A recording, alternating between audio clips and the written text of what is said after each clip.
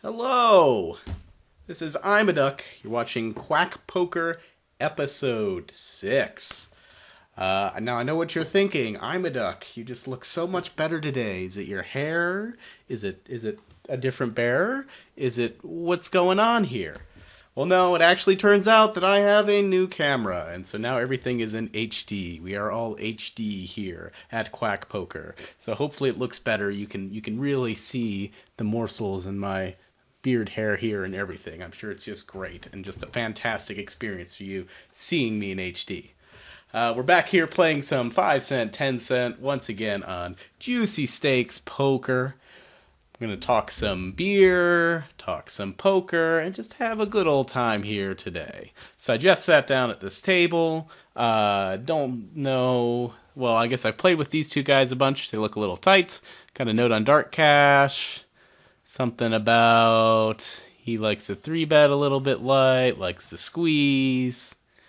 Interesting stuff. Anyway, but just sat down on the table. We get a walk. I mean, what else can you ask for, really, when you just start playing here? So 7-8.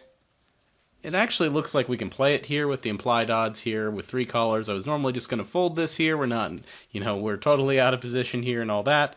But with this many callers, it seems like it's worth it to at least see a flop with this hand in the small blind here. But now we're just going to check fold it down. It's not doing anything. Yeah, definitely when he overbets a pot here. I mean, he's probably got some middling pair. We could try to get nasty with it, but I really don't see a point to do so. We'll find better spots. So, we're going to go ahead and fold 2-9 offsuit here on the button. We could try to start attacking these guys right off the bat, but let's see kind of what their game is first, get a little better idea, start off playing a little bit tight. I know I talked about at 2-4, I usually don't bother doing that, but at 5-10, I do like to start a little bit tight because I found the unbound aggression doesn't always work, and a lot of players pick up on that pretty fast, whereas a lot of 2 cent, 4 cent players do not. Ace 8 suited, I think we're definitely at least going to call, or definitely a raise here since we did not get a bet from under the gun. And we see a flop that is not exactly what we're too excited about, but I think it's still worthy of a bet just to see where we're at, see what's going on. We get a very quick call here, which would kind of indicate he's could mean he's strong, could mean he's weak. I don't know. I feel like I can make another bet here, and it's probably still profitable. Just to make another bet here, see where our opponent's at. We do have a little bit of equity if we hit an ace, but mostly we're just seeing his call was so fast there that I just wasn't too confident in his hand. Maybe he does have the queen now that he's called on 2 streets. He definitely could have also had the flush draw. One might think he would raise if he had the flush draw. We could try to get really fancy here and try to rep the flush draw, but I think I'm fine with checking it down at this point since we really don't know this player here. We made a couple stabs. I think it's fine to just kind of give up here. And it would be reasonable, I mean, we don't know this player, so it would be reasonable for him to have just made the flush there, or he very well may have the queen the way he called so fast. He's got the nut flush, and he just checks it down there, so that's very interesting. I guess we maybe could have convinced him we had the full house or something. That's very strange way to play that. For sure. I don't know what he was thinking there. Yeah, that's just odd. So interesting number 1 that he did not raise us with the nut flush draw, and interesting number 2 that when he hit his nut flush draw as the last to act, he didn't bother betting, which is just very strange, especially since we were kind of repping like the queen there. That's very strange. Very strange indeed. Alright, so we'll be keeping an eye on this guy here. He just doesn't seem nearly as aggressive as he should be. Maybe he's a little wary of us since we just sat down. But again, what was he afraid of there? I mean, the odds of us having, playing the full house like that are pretty slim. But certainly we never would, because if he made the flush there, we'd want to bet into him and have him call us, right? Anyway, this is Quack Poker, so we talk poker and we talk beer. Today I have Naked Nun Wit with me. I'm not pouring it because I actually got it off tap, but it is a wit beer from a local brewery here in Austin called Adelbert's. So sorry, I don't think you can get it outside of Austin just yet. I know that they are looking to distribute further and further out there. They're looking into a lot of other markets. I was actually talking with one of the distribution guys the other night. He was saying that they're going to distribute, they're looking like far and wide and like Florida and California and kind of all over the place, which I was really surprised because they're not a super huge operation. But they specialize in Belgian beers. This year, the Naked Nun is their wit beer, and they do have fun names for all of their beers. But the Naked Nun is their wit beer, and it is very, very tasty. A wit beer is a wheat beer. People think of them very reminiscent of Hefs. But what makes a wit beer special typically is, at least traditionally, they don't use hops, or they actually use a special spice package called like a Groot. Because remember, hops are usually what gives bitterness to beer, and so if you don't put any hops in a beer, it'll end up just being too sweet. But back in the day, when they first started making wit beers, they didn't put hops in beers, and so the beer came out kind of sweet, so they had to use some other spices to try and make it get the bitterness, so it just didn't come off too sweet. And that's what a wit beer is. Nowadays, most hefts use some sort of hops and all that to get the bitterness as opposed to spice package. So we got some interesting all-ins here. I'm going to look at that action again here. But this guy's getting it all in pretty light with some pocket tens versus some jacks there. We will go ahead and raise it up here. I don't see why not. We got a suited king. So what happened with that action there?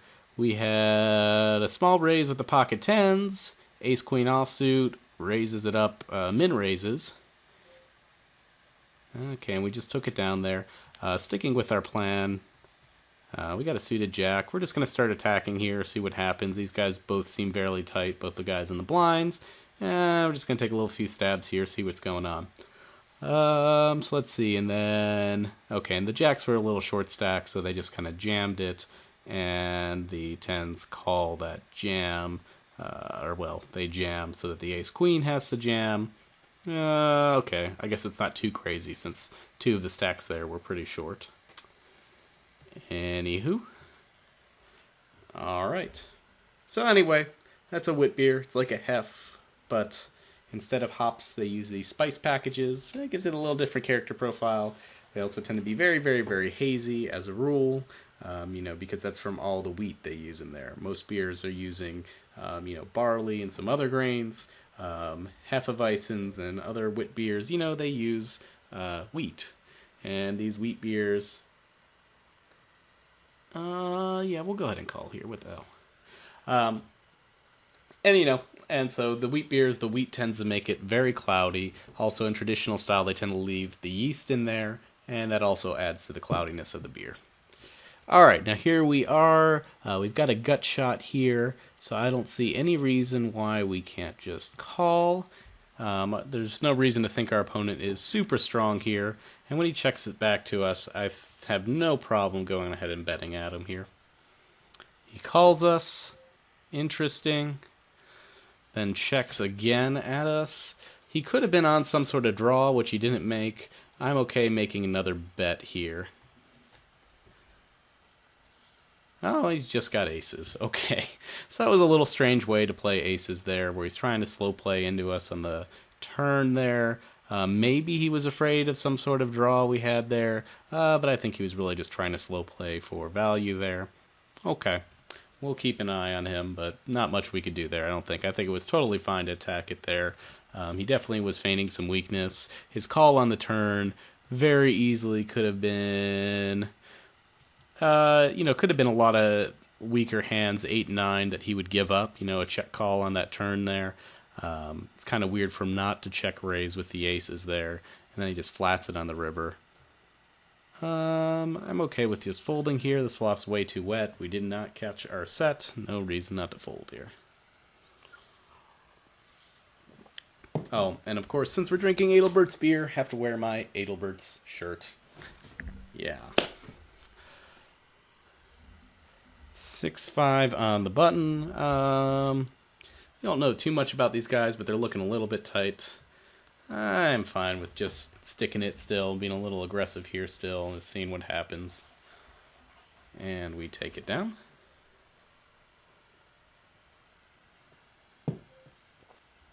And sure, king eights. Why not? Let's see what happens.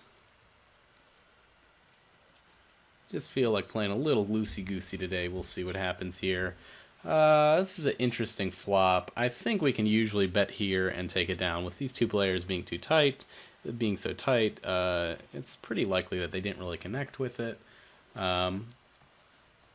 We get a call here, though, so one of them could have an ace. Is certainly reasonable. We get a raise here. I'm kind of guessing that means he does have the ace. I doubt he's made the straight, but he's in some way connected with this. He's got some sort of straight draw.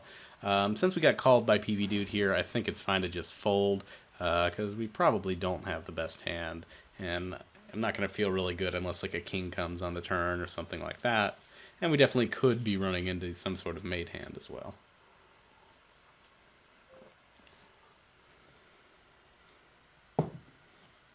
He certainly too, when he raises there, he could have some sort of made hand on that board. It's a little strange with how his range is, but you know, we don't know for sure what he's doing there. I'm just gonna check here and see what happens. Just kind of testing this player right now. He makes a bet here. Yeah, I'm just gonna give it up for now. We did get the gut shot here. We do have a little bit of equity. Actually, I'll go ahead. I think I can actually call it for a street there. Let's see what he does. So he just checks it there. I don't mind making a little bet here, seeing if we can just take it down. We got to be a little careful because we've been called down with a lot of bluffs so far. So these guys are probably already seeing us as being pretty bluffy. He's really tanking here. He's got some middling pair, I guess, 4 or a 2. I mean, he's seen us be pretty bluffy. It's reasonable that he could call us down there with a 4 or 2. I think now I'm going to try to tighten up a little bit since these guys have kind of seen us be fairly bluffy right now, and they're kind of expecting us to continue to do so. So if we kind of switch our game a little bit here and start playing a little bit tighter, hopefully we can get some value since we've been getting called down here. Granted, we did run into a lot of big hands, so you know, it's not that surprising that we were getting called down when they've got overpairs and things like that. 8-7 suited. I don't see why we wouldn't call here. Not the greatest flop for us, but also not the worst. Got a backdoor flush. Turns into a legit flush draw. Let's make a nice small bet here. See what happens. I think with that jack coming out, I think again we can make another smallish bet here for, yeah, and if he's got the queen. So I figure we make a smallish bet here because I think if he doesn't have the queen, then he will almost certainly fold, and if he does have the queen, it didn't cost us that much to make that bet there. So much for playing it super tight and straightforward, but that's okay. Here with the limp pot, we're just going to go ahead and bet out since we've got middle pair, and we don't want both these guys drawing here.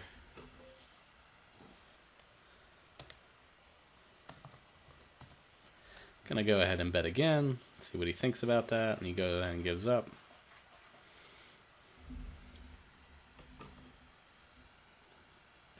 He may have been on some sort of draw or just had an ace, or who knows.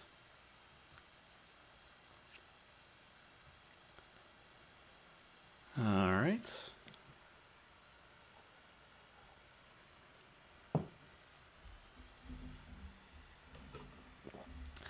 $10-7 here on the button. So we've lost this player here. These guys do have pretty high steal fold percentages. I am just going to fold to the limp, though. I don't feel like messing around with him too much, especially since he's short stacked. I mean, anything we do, we're not going to really have great odds against him. Great implied odds, that is. He's probably got the better hand.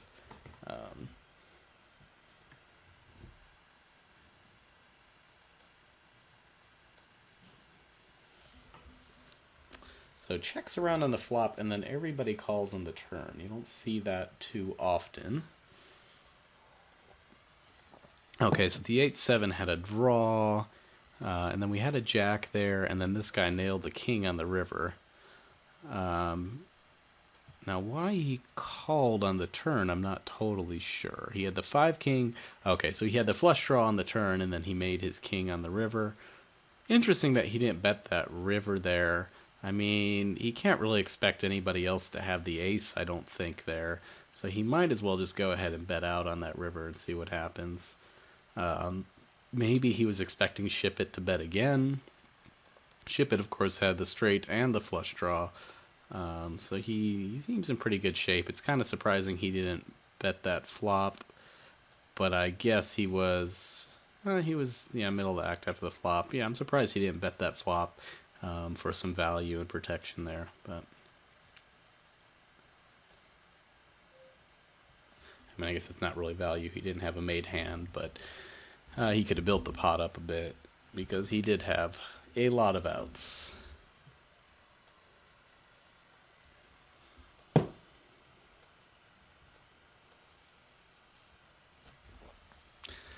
Jack King suited.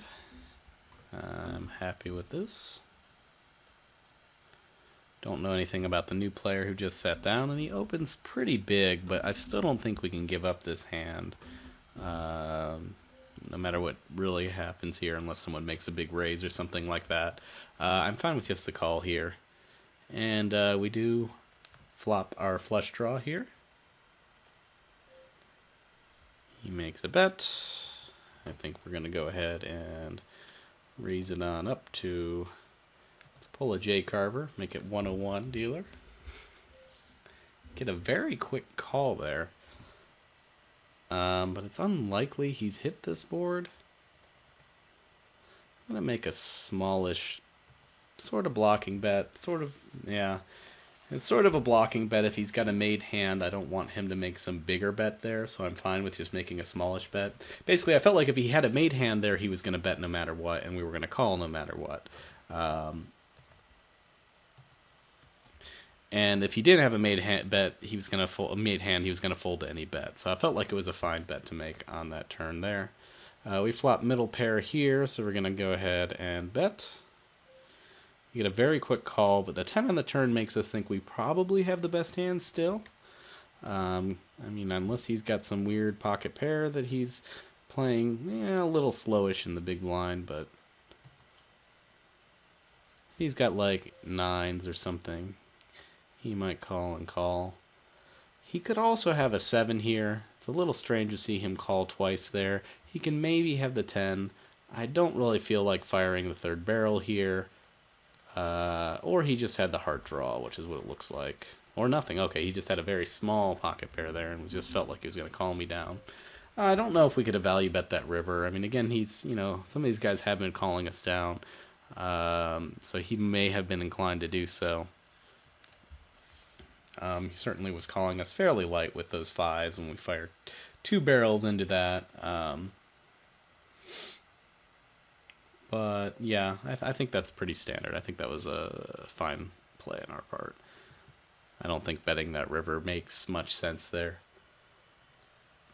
since I think most people are going to give up the 5s in that position, and we're already ahead of them, so we might as well just let it play out. And if he's got the 10s, I think the 10, he's definitely calling. If he's got the ace, he's definitely calling.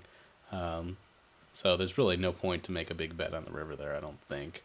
Maybe if we think he has like 8s or 9s, we can maybe get those to fold, but that's about it.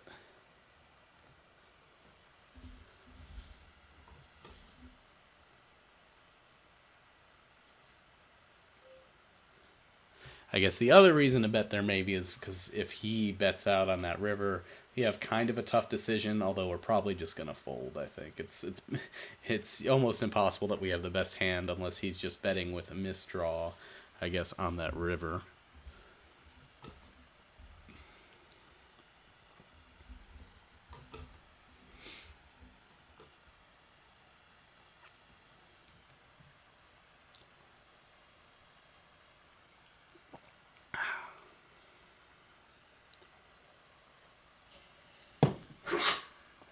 Alright. Get a bet and a raise. Obviously, our king 4 is no good here in the big blind. Especially with that jam. I mean, we've seen this guy jam a little light already, so it's not unreasonable to see that. I mean, he could be doing it with any decent-ish pocket pair, I think, or any, ace Broadway hand.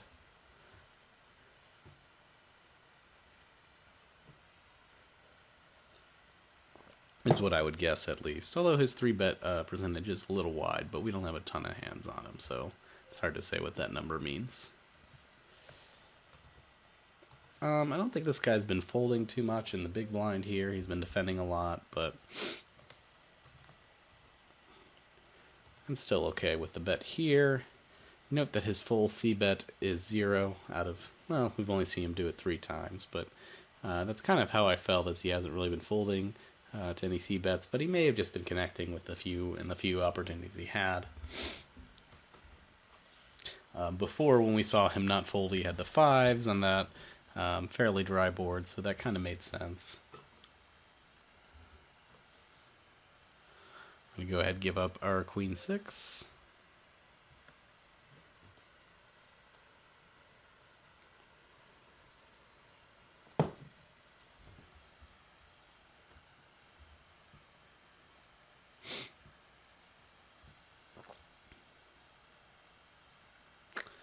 Who's gonna stab at this pot here when the 9 turns there? They've all got to figure no one else has a hand. You can easily stab at that twice and just take it down, I think. I mean, the best hand someone showing up with is like 3s, I think. That's exactly what I was thinking. The best hand someone shows up with is 3s. There we go. 3s, 4s, 5s. And so if you made a couple bets on that board, like you'd almost certainly take that down. Granted, with the 3s, I mean, it probably is the best bet just to keep checking that down, but we could play this, but I feel like tightening a little bit. And we don't, again, this guy's a little bit short, so our implied odds aren't as good, and it's not, obviously not a great hand. The lowest suited 1-capper.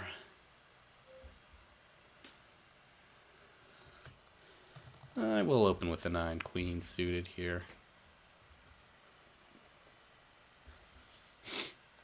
And we do flop a flush draw with an ace out there. This is pretty good because an ace definitely could be in his range, and so if we make the flush draw,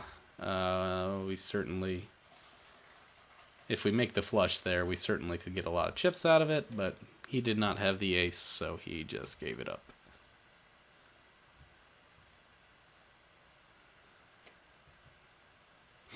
Yeah, not too surprising.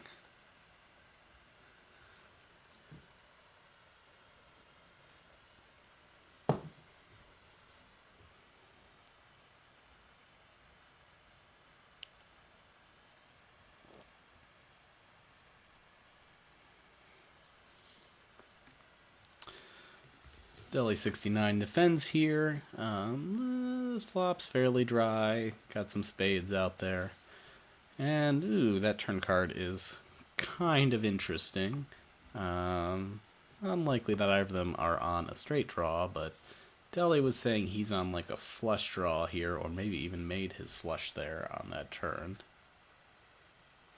Or maybe he had a made hand already and was just afraid of the other guy being on a flush draw once 3 spades come down, and didn't want to give him a free card. 7-4 suited. Yeah, why not? Yeah, that's why you do that. So if we get a 6 here, we got a straight. Get a diamond here, we got a flush. I think we're definitely betting at this here. And whatever, we'll just take it down. 3-7 offsuit, I'm not as excited about. Look at this, me folding in the small blind. Take it. I probably could complete there. I probably actually, if he's never raising the big blind, if he just lets us complete there, then we do pretty much have the odds just to always complete, no matter what our hand, but I don't know. We don't really know what he's going to do if we just limp there. He could very correctly perceive that as weakness, and so there's no real reason to go crazy with that, bother with that with the second worst hand in multi-way pots or whatever. I guess not really the second worst, but yeah, it's bad.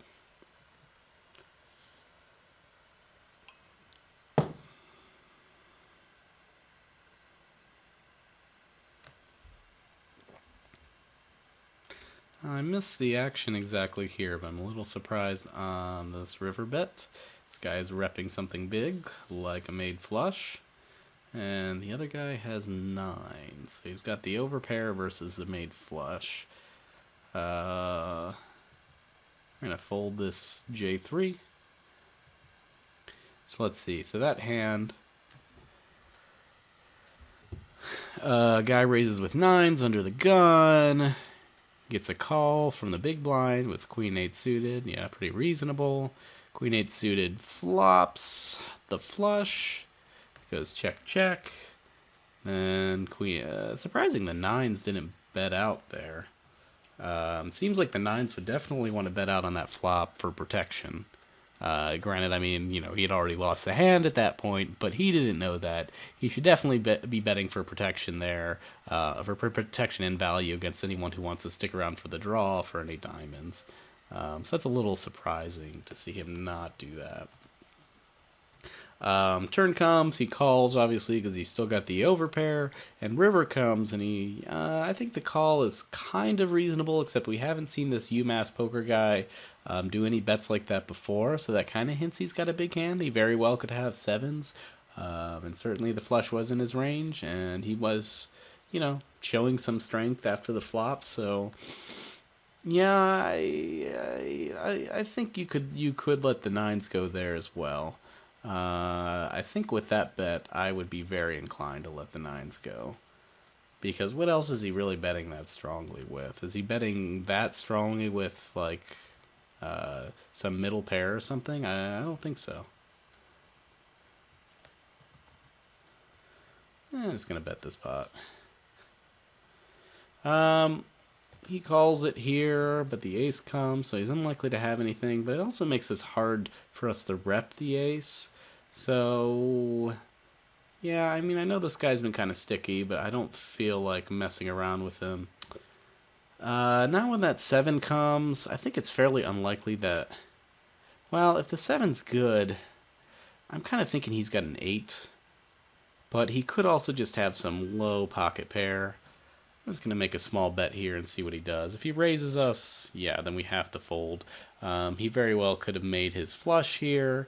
He could be slow playing an ace the way we've seen this guy play. I just wanted to I was making sort of a small value bet on the river there because I felt like in his entire range he had a lot of hands that, I mean, I think it was really close there. I think there were a decent number of hands that we could have just beat. And he's, seen us be fairly aggressive and bluffy, so maybe he'd call us there. And it was a pretty small bet, so I don't think it was a huge, risk or that bad or anything. And I realize now, oh no, I think this is recording on my old webcam and not my nice one anymore. Oh no. So maybe you don't see me in beautiful HD. That would be so sad.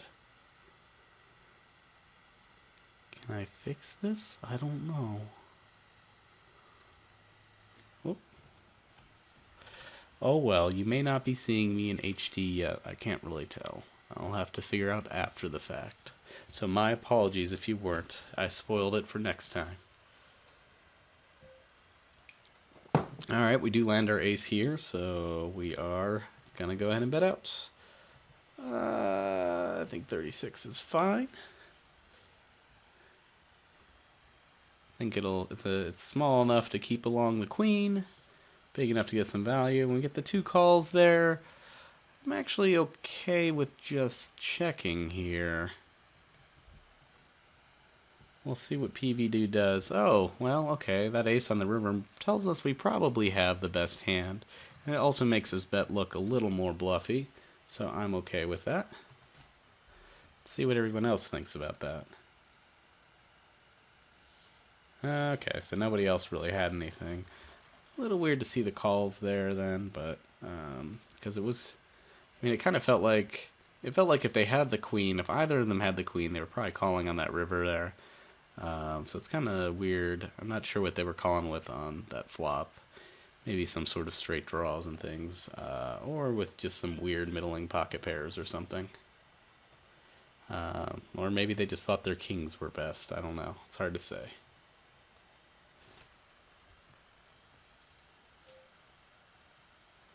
All right. We very likely have the best hand here, so we go ahead and bet out again. We quickly get a call from the guy who has not been folding to many c-bets. The ace on the turn means we almost certainly have the best hand. But let's see if this guy feels like he wants to call again. Makes a very quick call, and then we end up with the full house on the river. So with that super quick call of his, it almost makes me think he might have a 9. And so if he's got the 9, I do just want to go ahead and bet here. Fairly large, because I think he's going to call us, and he might even raise us. And I maybe could have bet even bigger, to be honest. Yeah, he did have the 9. I probably should have bet even bigger, because I think he was going to call just about anything. I thought he would raise if he had the 9 even, though. That's why I wanted to make it a little bit small so he could raise. But I guess this guy's never been raising, so I think we could have just, like, overbet the pot, and he's still going to call us there. I mean, he's got a full house. How do you not call, right? I mean, it was, kind of a cooler for him. He does have to wonder a little what we have there, but I think he has to call there no matter what. And so maybe it was smart for him not to raise there, because we could have had the exact hand that we did have. And it's like if he raises us there, what worse hands are we calling with at that point? Not very much, maybe some overpair to the 9s, like jacks or something like that, but it seems fairly unlikely. We'll go ahead and call here.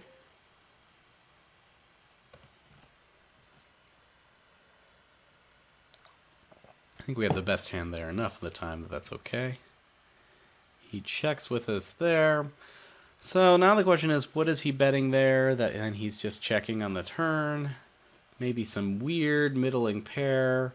I think we can go ahead and take a stab at it here. He calls very quickly. Yeah, he did not want to give up that weird middling pair. So that was what I predicted he had, but I don't know how big I would need to make that to make him fold. He didn't even think about it there, just kind of auto-called, which is interesting. I mean, I guess he figured he had to, and it was a good check for pot control on the turn, because he wasn't sure if he had the best hand when I call there. Here, sure, I'll check with the 9-10. I'm out of position. It's okay. We'll go ahead and bet. We got middle pair here. We'll go ahead and check, since I think he's kind of likely to check back. We hit trips here. Don't know what he has. He could, if he's got the king though, he's gonna call us, so we might as well make this big-ish.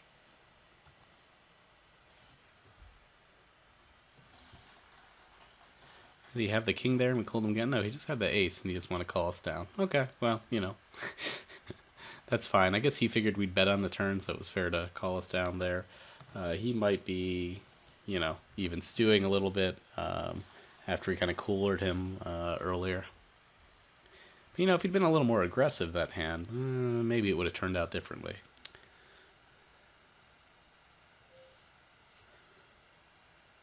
I'll give up the queen 9 here.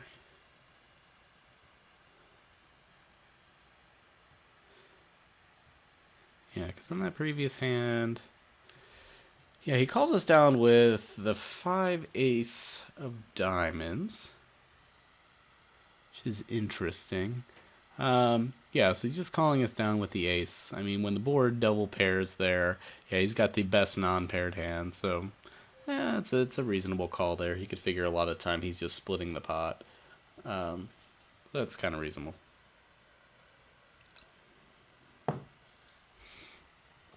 I think we're gonna fold to the raise here.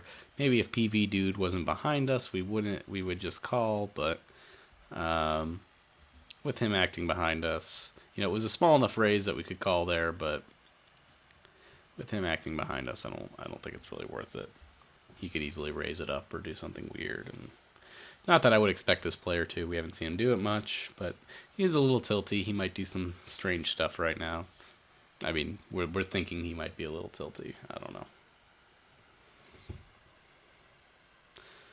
And it's, of course, we're talking about 10-3 suited, so it's not like we're giving up something big. Alright, we're at 50 hands already. Funny how time flies. But I think we'll go ahead and do one more orbit and call it a session.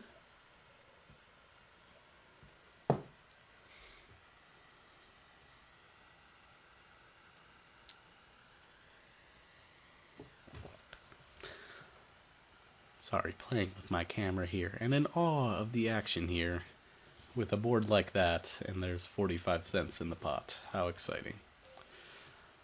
Go ahead and fold it here. Yeah, let's do one more orbit. I kind of like this table. Right now, I don't think we did anything. I don't think we had to get too fancy here. We made a few stabs and things. Certainly, we've been getting called down a bit, so I think we might even be better off tightening up a little bit post flop at a table like this. So if I was continuing to play, I've already been trying to be a little bit less stabby, and I think I would continue to do so because we've seen players are just fairly comfortable with calling us down.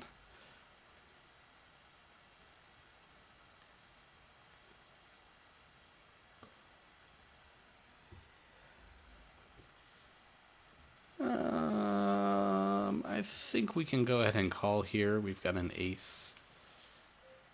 Let's see what Dark Cash does here. This is a fairly wet board, so almost certainly he's connected with it. We could try and mess with him, but he easily, at the very least, has like a gut shot on this board. Might have a made pair. I don't think there's much we can do here. I think we're fine just letting that go.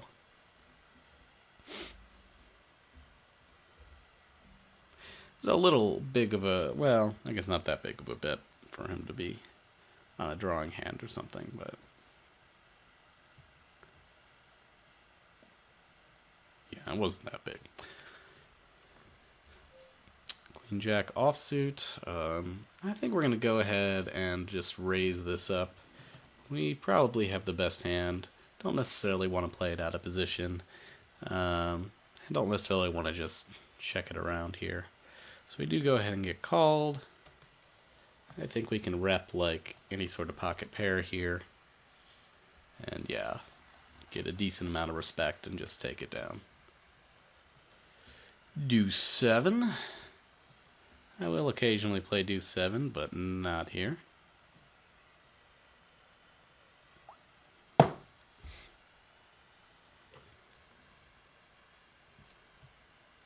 Yep. See, that's what happens when you don't play Deuce 7. You give up the full house. Always play always play Deuce 7. And then River's a better full house.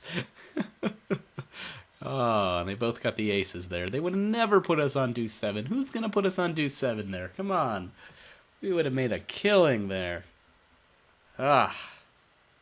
Actually, they probably would have just folded to anything there. They might have called us for one street, but yeah.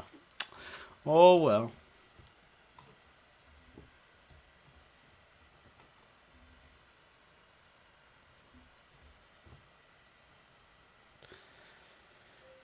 Dark Cash times out. Whatever. We got a Broadway card. It's suited. We're going to play it. I'm going to call. I'm going to call here. We got a suited hand. We get some odds. Of course, this is the type of board we're a little wary about. Especially when this guy leads out here. Man, this is weird. It's like we have to call because we got top pair, but we are not feeling good about it. But he made such a quick bet there. What has he got? I actually think, no, I think I'm just going to fold. I mean, he might just be on some drawing hand. I think I'm just going to fold here. I was looking more for the flush, and I was definitely looking for if we hit top pair, not to have this guy bet out super quick. He hasn't been that aggressive. He's betting out super quick. Yeah, maybe he's just got the draw there, but if he bets again on the turn, like, there's nothing we can do there. So maybe that's a sign we shouldn't have played that hand there. But I felt like there were enough calls. We had enough money already in the pot. It was probably fine. But I think given the flop action there, I don't think there was much we could do. We had another guy behind us. So it's just not pretty. This seems like a decent flop for us. Only problem is if neither of them hit this board, then they're both going to be pretty afraid of it as is. You know, ooh, look at me. I got $1.05 in there. I think we're going to go ahead and raise him up. If he's on a flush draw, he might just go ahead and try to jam, or even he might even have like two pair or something crazy like that. Pretty unlikely. What else has he got? Kings or aces? I mean, we've almost certainly got the best hand. And of course we're calling him. He's got kings or aces. That sucks. Nope, just ace queen. So we just got to dodge the ace, which we do. And I will take that pot. Thank you. Well, I'm going to continue to play here a bit. Since I don't want to hit and run, and that was a pretty nice hit for us there. So let's see, after this session, we end up being all in equity adjusted up $7.11. So not too bad. Really up more than that, of course. That was all in equity adjusted, but up more than a buy-in after, a shortest session. I can't complain about that. But anyway, thanks for watching. Comment on how I played below. Sorry again, I think this is on the crappy camera, so you'll have to wait till next week to actually see the beauty that is HD Imaduck. And here, of course, we've got to raise it up. But anyway, thanks for watching. Leave comments. Bye.